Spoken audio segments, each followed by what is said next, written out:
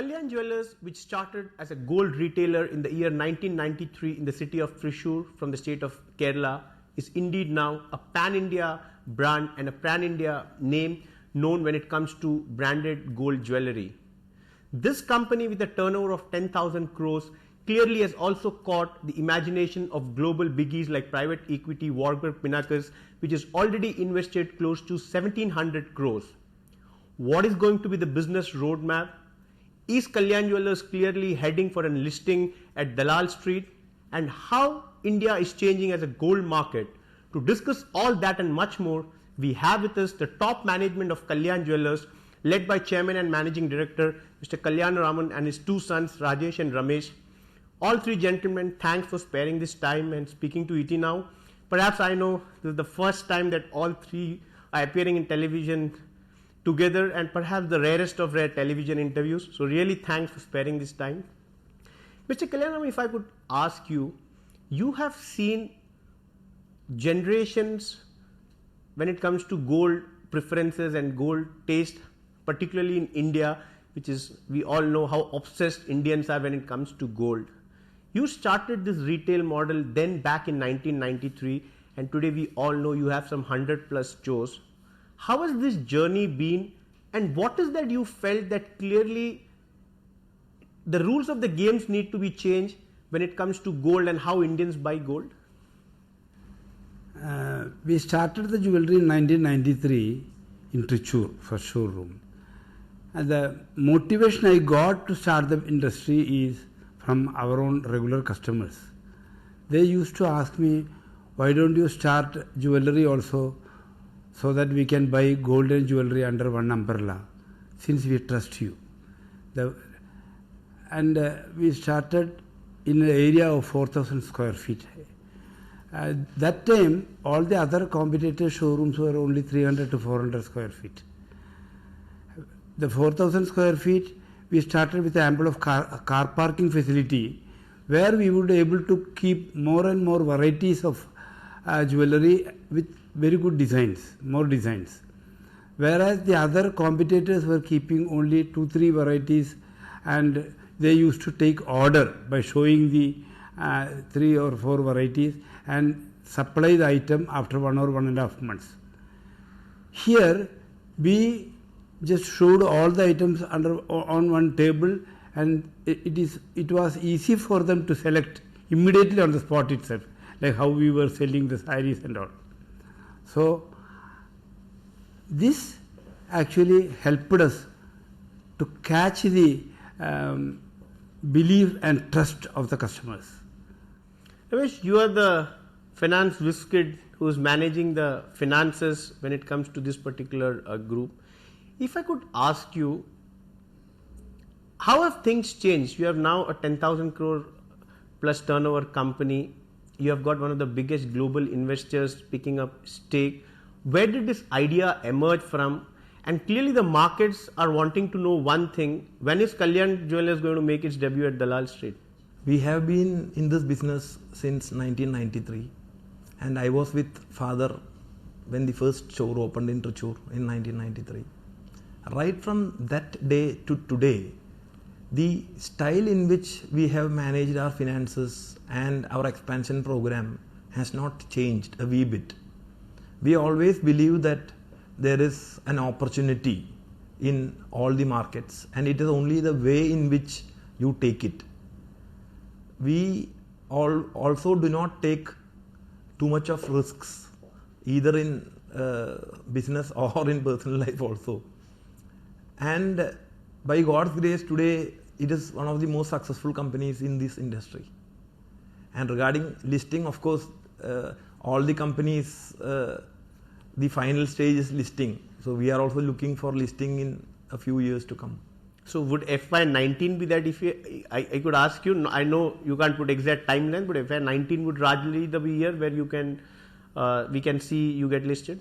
You can expect the listing from Kalyan Jewellers very soon. Okay. If I could ask you, Ramesh, you are the guy who handles the whole of marketing and advertising. clearly this is one aspect which again you guys clearly change the dimensions of how people look at gold, how they buy gold, and the whole experience. Was that a very objective decision that you took? Because clearly India, when it comes to gold, starting from the word gold, it's very hush hush, and clearly you wanted to say to the world that, boss, we are bringing everything on board, and clearly this is what we are going to offer you when it comes to what you are buying. No, when we started this, when we entered this industry, there was no platform for purity and there is no platform for transparency in this trade. So after a couple of years, then we knew that we cannot continue like the trade by itself, because as a family, we don't believe in that. So we wanted to bring in transparency to the trade. So all three of us discussed, and either we have to quit from the industry or we'll have to change the dynamics of the industry.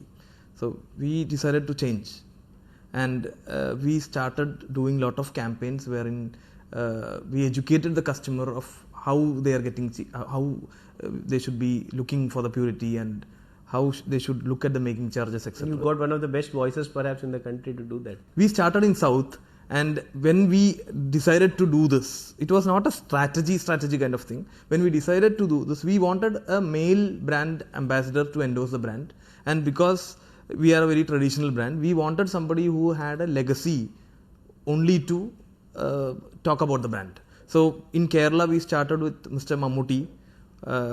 People believed him. And when we entered Tamil Nadu, we wanted somebody like that. We don't want a superstar. We wanted somebody who is from a family of legends. So we decided to go with Mr. Prabhu, who is the son of late Shivaji Ganeshan, who is a legend in that industry. And then we went into Andhra, then we wanted Nagarjuna, because he's again the son of a legend. Again Shivraj Kumar in Karnataka, again a son of a legend.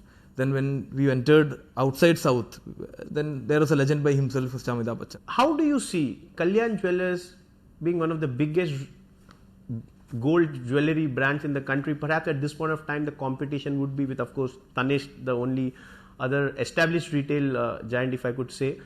How would you see from where you started, where you are today, and perhaps a listing as and when it happens in the next 1.5 years or so, how would you see this whole journey for you personally, sir? For us, as a corporate sector, we find it very easy to do the business, because the advantage for us is customers trust us, because our principle itself is less margin, more turnover will bring more profit. That is our principle. To add what Father said, even though we are a very organized player, for a customer point of view, we are still unorganized for them, except the billing part. Because we don't bring a set of ornaments and tell the customers to change their taste for the sake of Kalyan. It's a clear example is that we have 4 showrooms in Mumbai. If you go to a Borivali store of Kalyan, it will cater a Gujarati population there. If you go to a Vashi store in Kalyan, it will cater a South Indian population there. If you go to a Thane store, it will cater Marathi population there. The staffs are Marathis, the name board is Marathi, and the products are also going with Marathi. the local flavor. Exactly. So we compete the local competitors because we know that 80% of the market is unorganized still. So we give them a very good ambience at the store. If I could ask you, now you are some 106 showrooms, if my numbers are right. What is going to be your strategy? Do you see any part of India where you would be focusing more? Because of course you started from South, now you have a West India presence more. Also you are dominantly there in the whole of Middle East. So any markets outside India also that we could see you entering, and how do you see the roadmap panning out? Kalyan has a unique set of products. This is our greatest advantage, and we are priced to the market. We are having an opportunity in most of the markets, and wherever we go in such a way that our presence is felt. For example, when we entered Chennai 2.5 years back, we came with the biggest showroom in the world in Chennai, and with a massive stock. We knew how to hit Chennai the way Chennai market wanted it. In the same way, when we went to UAE, we launched 6 stores on a single day in Middle East. Similarly, we have entered Bombay with 3 stores, Delhi with 3 stores. we have a huge opportunity in most of the markets because gold fundamentally has a huge consumption in India and as well as in many countries, including Singapore, Malaysia, Middle East. We would like to be present in all the markets. So it is only a matter of when. We will be there, of course, in all the markets where gold jewelry is being sold. Perhaps would you look at the other markets, say like a Singapore or a Malaysia or a Sri Lanka, where primarily you are not being there, and that is something that we could see Kalyan going? Yes, sir. As I was trying to tell you that by God's grace, the greatest strength of Kalyan Jewellers is the products. And as my brother has explained, we regionalize ourselves to that particular state. Going forward, our dream is wherever jewelry is sold, there should be a Kalyan store. If I could ask you this, I know your bankers must have given you all sort of numbers and jugglery of numbers. Next 3 years, where do you see your turnover? We plan to increase our turnover at least by double, which is a minimum target in the next 3 years. So because what happens is the plan for the next 2 years. If you look at a store to store growth, we usually target for a 4 to 5% of growth every year. Every store. Every store. And because we are planning for at least touching 200 stores in the next 3 years, the revenue from here is 10,000 crores, will be approximately 20,000 crores. If I could ask you this question, I'm sure many must have asked you, at this point of time, the kind of turnover that you have and the kind of growth prospects that you're looking at, what are the kind of rough valuation that you would put yourself in? I am asking you this because you're not a listed company, you're free to talk now. No, very honestly, I have not thought in terms of valuation, but indeed this business has been grown by us and our team right from the scratch. We know that it's a very powerful thought, has a very powerful presence in the market, and because of our products and our price range, there's a huge opportunity. And jewelry, as I was answering you earlier, is being sold throughout the nation, right from the smallest of the towns to the biggest of the metros. And outside India also it has a huge opportunity. Because of our infrastructure and our credibility in the market, we have a huge opportunity. So according to me, presently itself our turnover and our profits and our systems demand a huge valuation. But going forward, it is in fact it's a dream. Yeah, it's a dream figure that we are looking for. Mr. Kalyanaraman, we would wait for that dream day. I'm sure it's going to come very soon, not very far away. If I could ask you, sir, one thing which the industry is now looking at very closely are the GST rate brackets which gold would be put into. Matter of maybe perhaps 2 weeks, 17th, 18th is when the council is going to meet. How do you see, do you think this is the right time for the government for setting things right once for and all when it comes to the gold market? This whole debate of reducing exempt import duty, increasing it, how much, how, this is the right time to get things or act right? I will tell you this. GST is an advantage for the corporate sections like us because uniform rate will be there. Now in each state the variation is, there are variations. In Kerala it is 5%, whereas in other states it is 1 or 2%. So the uniform rate will be there and interstate transaction also will be easier for us. So GST, we welcome the GST, but only one thing, it should be in between 1% to 2%. If it is over and above that, the unorganized sectors will be there and they will try to mistook the chances of doing the turnover and all. So 1 to 2% will be a better rate for the government.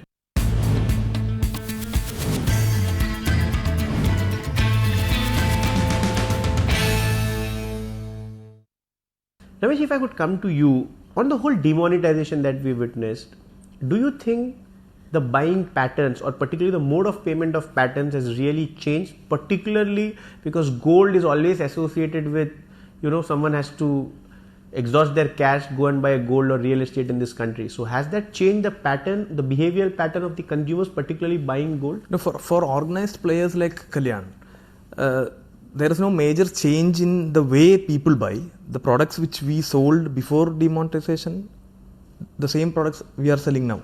But the mode of payment, yes, because there is the people have started using more of credit cards, more of debit cards, more of other sources to pay, and that's the only difference which we see.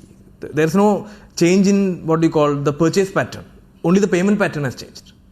If I could ask you this, after this new government came in, although it's going to be 3 years now, they did really try to change the way gold as a product is looked at, particularly economic point of view of gold, because that is where the whole issue of black money, so on and so forth, was debated. Government did come out with new schemes like gold bond scheme, some third tranche has been launched, a lot of other schemes were. How do you see these initiatives? Particularly, has it changed the way people buy gold? Do you think gold bond scheme, there would be takers? How are you looking at it? The gold bond is an investment style, whereas people give sentimental value to gold jewelry, especially for functions like marriages and other functions, birthday, etc. They prefer to buy gold ornaments, not the bond. So, and at one shoot they'll get 2 mangoes also. The gold price is going on increasing. So they can buy ornaments and enjoy wearing the ornaments. And it's a luxury item plus an investment also. And whenever they want to sell it, they can sell it and get a good rate also. So very interesting. I should ask you and touch upon this. How do you see the whole gold pricing, say, perhaps in the next 6 to 12 months, the way commodities market as a whole have seen a revival globally? How do you see gold? Because that is one pricing which I believe every average Indian keeps a close watch on. But pricing, it is an international level, the price is fixed. So nobody can predict how the gold price will go. According to the international market, the price will change. So it is always better. One thing is there, whoever is investing in gold as jewelry ornament, they can enjoy wearing the gold ornaments, and after 2-3 years, definitely some increase will be there. Rajesh, before coming to you and trying my luck once again, Ramesh, you recently bought an online portal called Candry for online venture of yours. Is going to be this the strategy in terms of growing inorganically, and what was the whole rationale? Because I believe this space at this point of time, there are very limited players who are doing this business. Yeah, because in brick and mortar, Kalyan Jewellers is one of the biggest players in the country.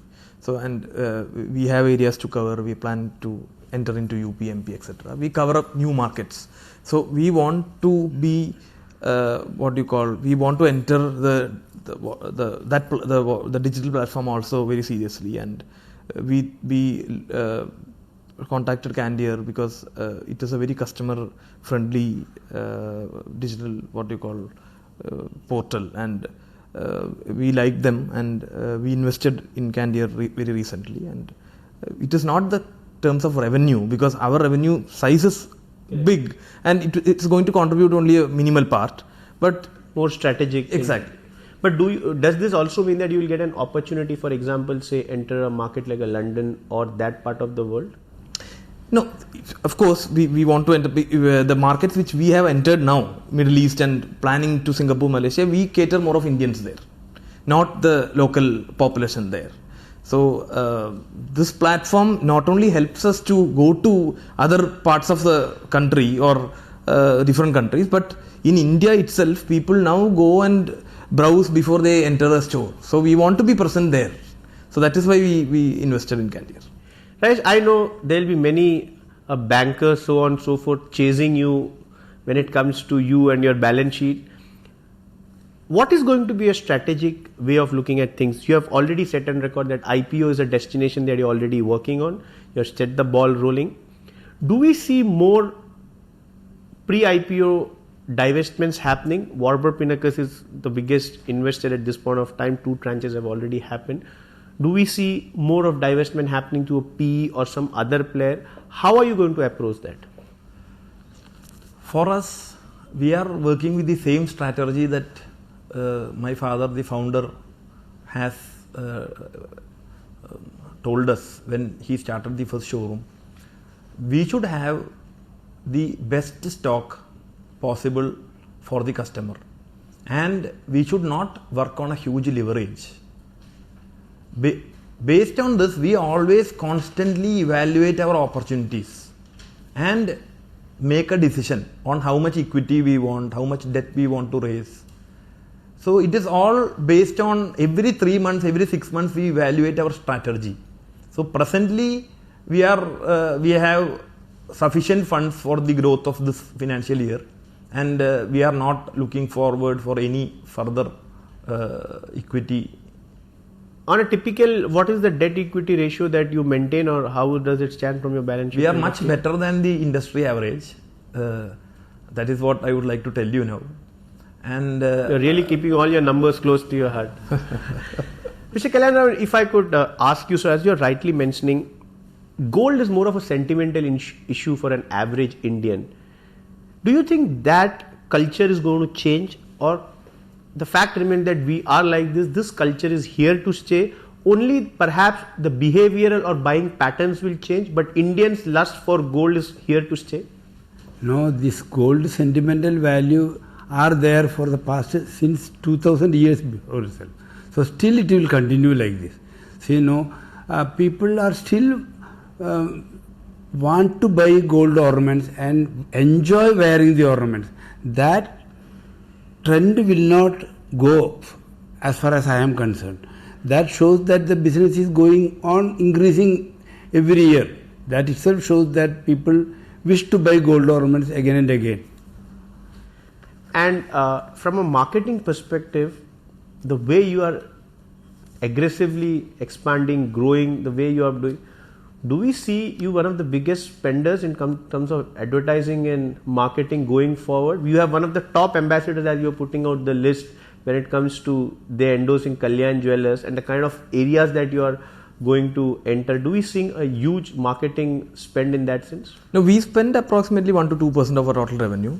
Because the revenue is high, the spend will be higher than the rest of the competition. So otherwise we are okay. We spend 1 to 2% of our revenue in marketing. Finally, before I could wrap up this interview, if I could ask you, would growing organic going to be the way forward, or are you also open to grow inorganically? Is there any opportunity? That is also another question that I should put on with that. Because growing organic and inorganic, if you ask me, for us to expand into a new market, it is only a matter of a space and a stock and a manpower. As a brand, it is not very tough for us to enter new markets, and we are comfortable in doing anything between 20 to 30% a year. More than that, we are not looking as of now. So I think organic growth will be the platform which we look for. And who do you see as your nearest competitor in that sense? Although there can't be apple to apple comparisons, but in the real sense, would in this organized space, it's only TANISHQ that you have? By the grace of God, in the organized trade, we don't have a near competition. However, there are very well-run showrooms in each part of the country and abroad, and we admire the way in which they run the showrooms.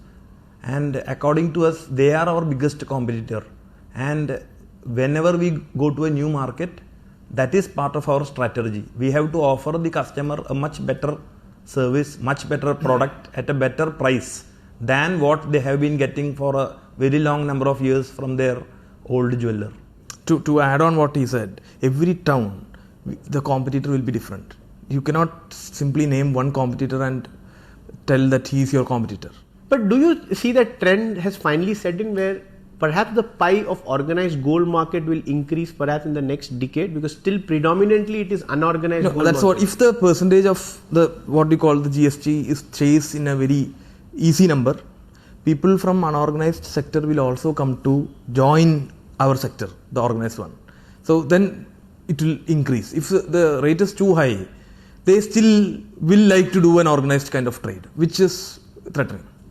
Is this the right time to buy gold?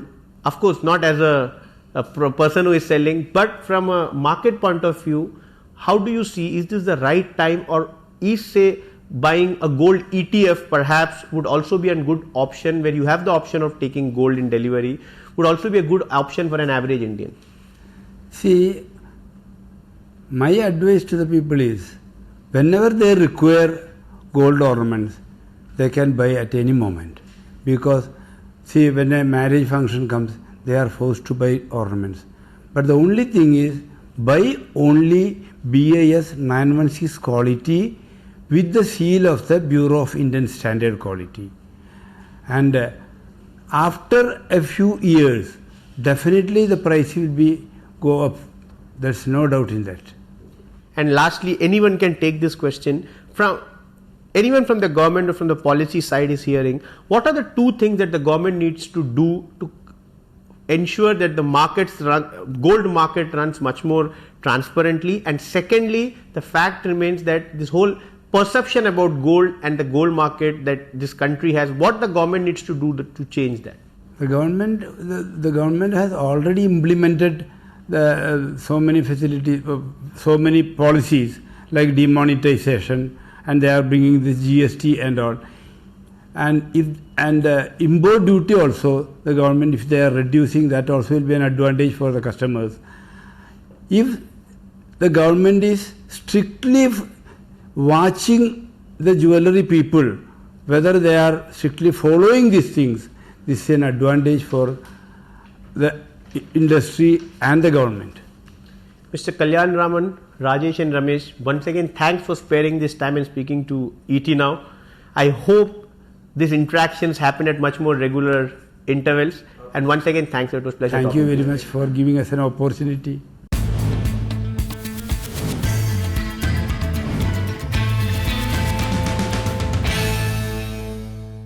Find us on Facebook at facebook.com/etnow and don't forget to click the like button. You can also follow us on Twitter at etnowlive. To stay updated with all our programming, hit the subscribe button on our YouTube channel by logging on to youtube.com/etnow.